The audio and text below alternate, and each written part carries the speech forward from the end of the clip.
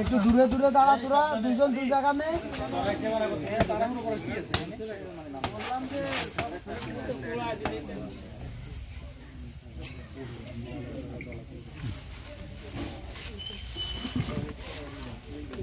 ধ্বংসের আদেশ দিয়ে গেলাম, মেম্বার সাহেব আছে, আপনারা সব থেকে এটা ধ্বংস করে দিবেন। টাকার মূল্য বেশি, মূল্যে পরে ধর্মটাই সাথে যাবে। ঘরে অবৈধ পলিথিন পাওয়া গেছে, সেনাবাহিনী অভিযান চালিয়ে অবৈধ পলিথিন পাইছে।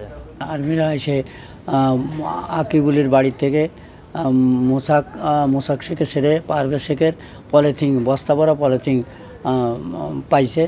জেলা প্রশাসন এবং বাংলাদেশ সেনাবাহিনীর যৌথ অভিযানে আজকে বিপুল পরিমাণ পলিথিন উদ্ধার করা হয়েছে এখানে, যেটা আর কি পরিবেশ আইন 1995-এর আইন বিরোধী। আমরা সেই প্রেক্ষিতে এটা পলিথিনগুলি জব্দ এবং ধ্বংসের আদেশ দিয়েছি এবং পাশাপাশি এটা রাখার অপরাধের শাস্তি হিসেবে 1.5 লক্ষ টাকা জরিমানা করেছি।